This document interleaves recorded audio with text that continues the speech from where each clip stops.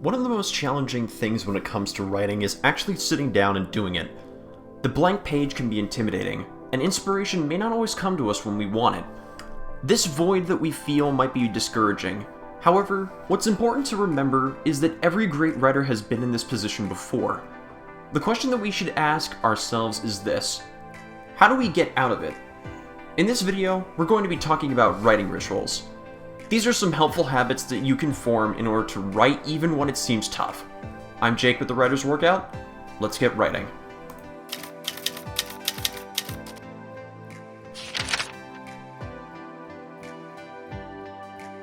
Before we go any further, let's go ahead and define just what a writing ritual is.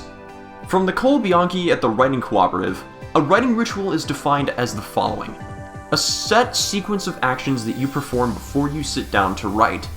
You may be thinking to yourself, as I was, there is no way it can be that simple. However, it actually is as simple as it says. Stephen King described his writing ritual as this: there are certain things I do if I sit down to write. I have a glass of water or a cup of tea. There's a certain time I sit down, from 8 to 8:30, somewhere within that half hour every morning. I have my vitamin pill and my music, sit in the same seat, and the papers are all arranged in the same places. The cumulative purpose of doing these things the same way every day seems to be a way of saying to the mind, you're going to be dreaming soon. What a writing ritual is meant to do is help awaken the creative parts of your mind and get yourself into the space to write. As for myself, what my writing ritual looks like is a warm cup of coffee, music that ties into the scene that I'm working on at that particular moment, and working earlier in the morning. While these are all pieces of what goes into a writing ritual, what it looks like for you may be entirely different. To start finding your writing ritual, let's ask these questions. What time of day do I feel my creativity flowing? Do I need to have my desk organized in order to focus on writing? What can I listen to that will get ideas to form more easily? This is by no means an exhaustive list. However, these are just a few questions that you can ask when looking for the thing that will awaken your creative dragon.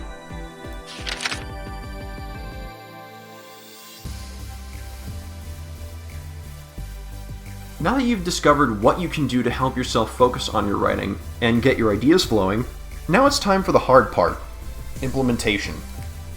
Much like exercising and eating healthily, these don't become habits until you no longer have to consciously focus on doing them. That requires a lot of effort to start, and the process of making it consistent can be the thing that discourages you from actively pursuing the ritual. This is what happens when we try to form good habits in general. We may often find ourselves running into the problems of being a human being.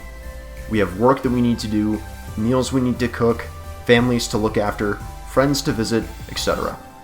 All of these can be things that distract us from implementing our writing rituals. That's not to say that these things aren't important. They are, and you absolutely shouldn't feel like you have to sacrifice your relationships for your passions. Much like being healthy and indulging yourself in one more piece of chocolate cake, it's about balance. So let's talk about carving out distractions. The way that you can start to do this is to keep track of what you end up doing on a given day. Figure out how much time you spend doing something and where your attention is partially going. According to Jordan Rosenfeld in her book A Writer's Guide to Persistence, spending time on social media, taking phone calls, and other events can take time out of your writing. With myself specifically, I find that video games are a major distractor and time sink that pulls me away from my writing.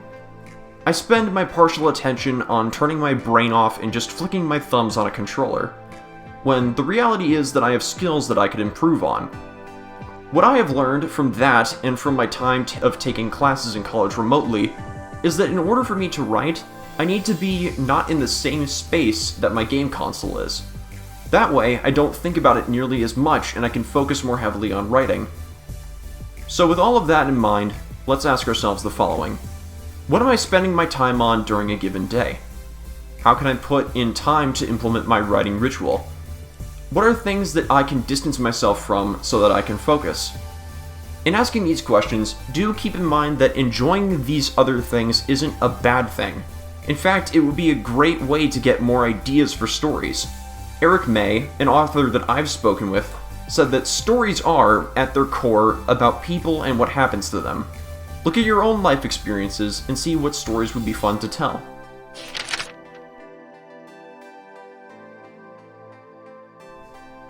Now that we've gone over what a writing ritual is, and when you can do it, let's go ahead and talk about some of the Writer's Workout team and what they do to get ready to write.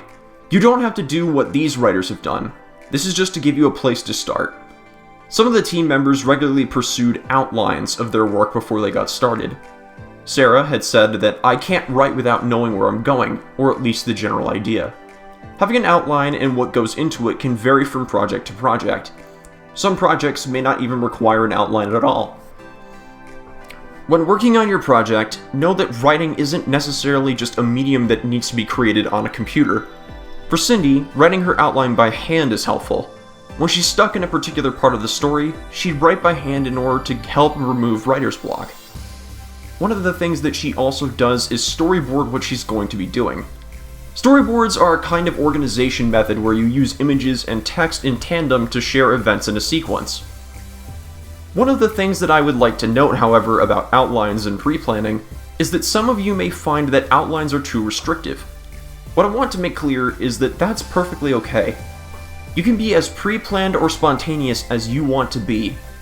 It's best for you to experiment and find out what works best for you. As for myself, I have learned that I do my best writing when I have my headphones on, music in my ears, and I'm as far away from video games as I can be. That way, I have less room for distractions and more room to focus. I usually write early in the morning or afternoon with a cup of warm coffee. So when looking for your writing ritual, ask yourselves the following questions. What's my preferred medium of writing? How much organization do I need before I get started? Where is the best environment for me to do my work? Over the course of this video, we have learned the following: what a writing ritual is, how we can implement one, and how we can make one for ourselves. Before I let you go, here's a few important dates to look out for. The Writer's Workout will be taking internship applications and opening submissions for our next Tales anthology on February 1st, 2022. We also have submissions open for our Waywards publication that closes on February 20th, 2022. Be sure to like and subscribe for future writing videos. I'm Jake with the Writer's Workout. Thanks for watching.